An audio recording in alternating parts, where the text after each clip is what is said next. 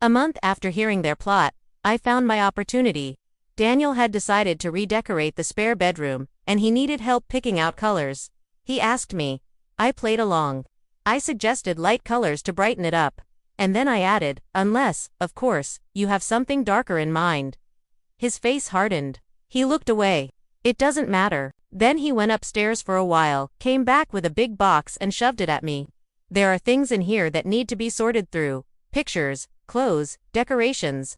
Take whatever you want. It's all trash anyway. I took the box and brought it home. I should have known better than to trust him. Most of the items were indeed trash.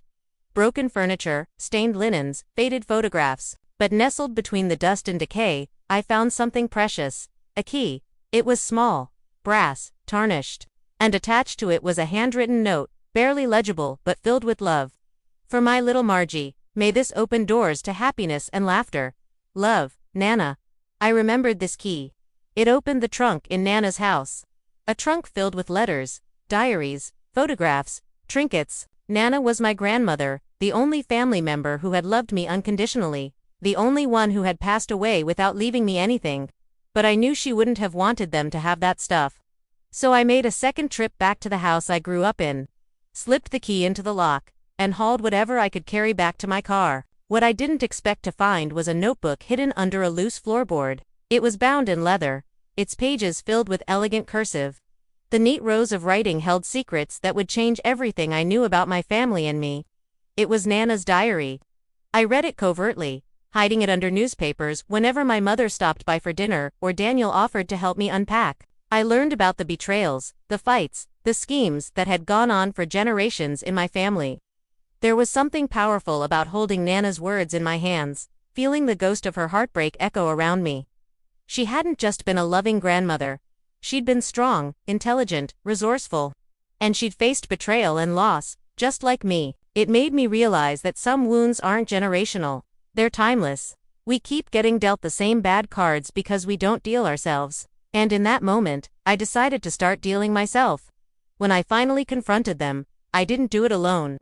Nana's diary had revealed the location of a safe deposit box, one filled with Nana's belongings and documents. I found letters proving I was the sole beneficiary of her estate, which included the house where I grew up. Suddenly, I had leverage. Daniel wasn't as smug anymore. Ruth didn't pour me tea. And Mother didn't smile sweetly when she handed me a plate of cookies. I laid out all my findings on the table. I told them about the bank account, the forged signatures, the hidden key, and they looked at me as if I'd grown another head. They claimed confusion, concern, innocence. But I could see the panic in their eyes. Finally, Daniel sneered, "Are you really going to make a federal case out of this?" And in that moment, something inside me snapped. I wasn't raised to be aggressive, but years of bottled rage boiled over. I stood up, my chair scraping against the floor. "No. Why? I'm not going to let you destroy me. Because you want to punish me for being successful, for moving on with my life. You think I'm afraid of you. You don't know me." Daniel stood up too, but Mother stopped him with a look. "Leave it, Daniel. Margaret, your father and I haven't seen eye to eye since he passed away. Your brother has every right to feel angry. But you must understand that this isn't personal. It's business." And in that moment, I knew they were lying. They were scared. But neither of those things was business. I stared at them, my chest tight with rage. "Then let me get it straight. All those times I rushed to help you, all the sacrifices I made, it meant nothing. You weren't waiting for me to die. You were waiting for me to protect you. Don't be foolish. We're your family." Yeah, that's why you tried to kill me." In the silence that followed, I could hear my own breathing. Did they think I wouldn't notice the bruises on Ruth's arm? The strange cut on my mother's hand? The way Daniel kept glancing at the front door? They had rehearsed this, the denials, the excuses, the alibis. But I wasn't the naive girl who would have believed them. I was a daughter who had watched her mother cover her father's mouth with chloroform and bury him alive in the backyard. A sister who had saved her brother from burning to death in a house fire. They de-set themselves. A witness to so much darkness. I had learned to speak its language. I had options. I could go to the police. I could call a lawyer. Expose them. And for a moment, that's what I planned to do. But then I stopped. Because for 58 years, I've carried the burden of a family's shame. Let them carry it too. I made them admit what they'd done. confess their darkest deeds and apologize for each tear I'd cried, each day I'd worried. Then I gave them one last warning. This ends today. You won't hurt me. You won't try to hurt me. And if I find out you've ever lied to me again, I will destroy you. They looked defeated. They'd lost the game, they thought they'd won. But the strangest thing was, it wasn't victory that made me the happiest. It was ending the lie that family means forever. Because maybe, sometimes, forever isn't long enough. If you liked this story, check out more stories from our channel. And thank you so much for watching. So let's get this straight. You think that you can treat me like dirt, steal everything I've worked for, and then pretend like nothing happened. Well, let me tell you something, you haven't seen anything yet. Oh no, not by a long shot. You wanna play dirty? Fine, I can do dirty. I can hit you where it hurts most, where it counts. I can take away the one thing that makes you feel like a big shot, your money. I am gonna wipe out your bank account, watch it go to zero. You think that's scary? You ain't seen nothing yet. I can crush you financially, make you beg and plead for mercy. But that's just the beginning. I'm gonna blow up your whole damn world, make it crumble around you. So don't think you can get away with this, because I'm coming for you. I won't rest until I've taken everything you got. Money, power, respect, everything. This is just the start.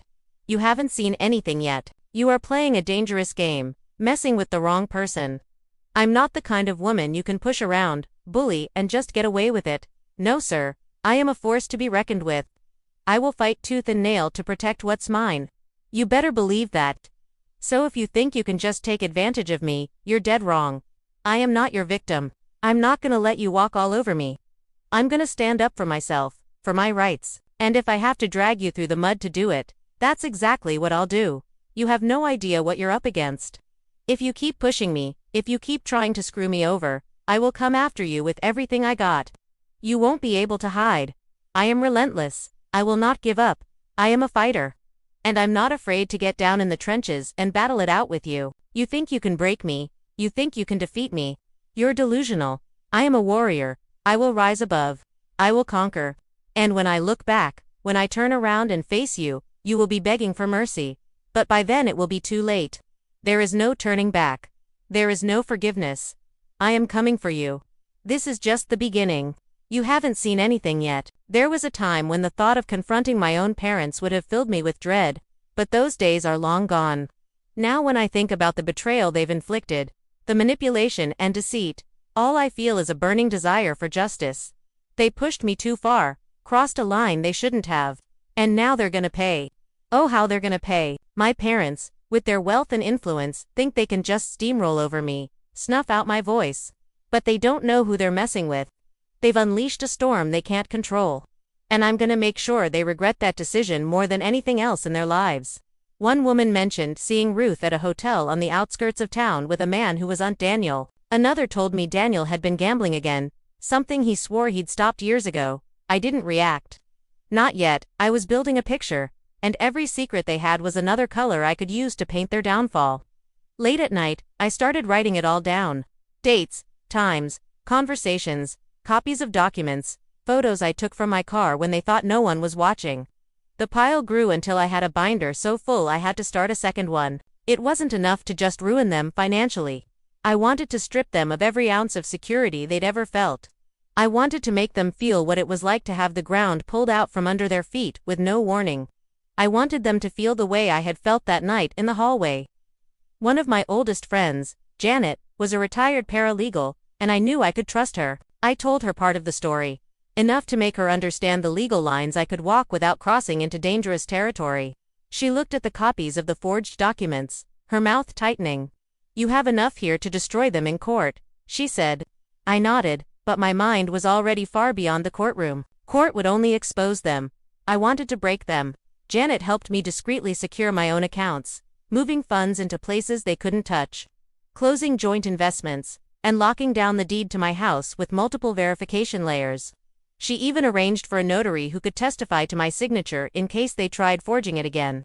Every step made me feel a little stronger, a little more in control, and every step brought me closer to the moment I would stop defending and start attacking. I began feeding them small bits of misinformation, telling Daniel I was considering selling the house to pay for a medical procedure I didn't need. letting Ruth overhear a fake phone call about moving my savings into a trust under someone else's name, watching as they took the bait, whispering to each other when they thought I wasn't looking. They were so focused on the prize they thought they were about to win that they didn't notice the walls closing in. The turning point came when I followed Ruth one afternoon. She drove to towns over to a bank I'd never seen her use. I watched from across the street as she met the same man my neighbor had described. They walked in together, stayed for nearly an hour, and when they came out, she was smiling like she'd just signed a deal of a lifetime. I didn't need to guess what it was about. I knew. They were laundering my money. My money. That night, as I lay in bed, I thought about what I was becoming. Once the idea of watching my own family tear themselves apart would have horrified me. Now, it was the only thing that brought me peace. I wasn't the woman who avoided confrontation anymore. I wasn't the daughter who excused cruelty because it came from blood. I was something else. Something they couldn't control, couldn't predict, couldn't stop. I could feel the endgame forming in my mind. Not yet clear in every detail, but close. And when it came, it would be swift. It would be final. It would leave no doubt in their minds that they'd chosen the wrong person to betray. They've underestimated me for too long, thinking I'm the naive, trusting girl I used to be. But I'm not that person anymore. Now I see right through their lies. I know their secrets. And I'm going to use everything I've learned to turn the tables on them. They think they're so clever, so cunning. But they don't know what they're up against. I'm a force to be reckoned with. I am not the person they think they can manipulate and control. No, I'm something different now, something darker. I'm the kind of person who doesn't forgive, who doesn't forget. And I'm coming for them. This isn't the end. This is just the beginning. They have no idea what's coming. They think they've won. But they haven't seen anything yet. Oh no, they haven't seen anything yet. I am just getting started. And when they realize what's happening, it will be too late. I am the storm and I am coming for them. If you want to see more videos like this one, stay tuned for more updates. We'll catch you in the next one. The day I decided to end it all started like any other. The morning light came through the blinds in thin, cold strips. I made my coffee, sat at the kitchen table, and stared at the steam until it faded into the air. I felt nothing. No fear. No hesitation. Just the heavy stillness that comes before a storm. They had been growing careless. Daniel had been skipping work, showing up late and smelling of whiskey. Ruth had been more reckless, making purchases that even her carefully hidden accounts couldn't explain. My mother had been withdrawing from everyone except them, convinced they were the only ones who truly cared for her. It was perfect. They had tied themselves so tightly together that when one fell, the others would be dragged down with them. I started with Daniel. A single envelope slid under the door of his apartment, stamped with the logo of the state's gambling commission. Inside were photos of him at an illegal poker game, the kind that got people arrested and bank accounts frozen. They weren't doctored. They didn't need to be. I had taken them myself, weeks earlier, from a shadowed corner of the room. While he thought he was untouchable. By noon, he was calling me, his voice frantic, begging me to meet him. I didn't answer. Instead, I was at the bank Ruth had visited, speaking quietly to the manager.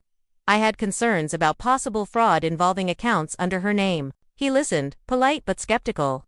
Then I slid a copy of the forged deed across the desk and explained that her signature was under investigation in a pending legal case. His face changed. He excused himself for nearly 15 minutes. When he returned, his tone was clipped and formal.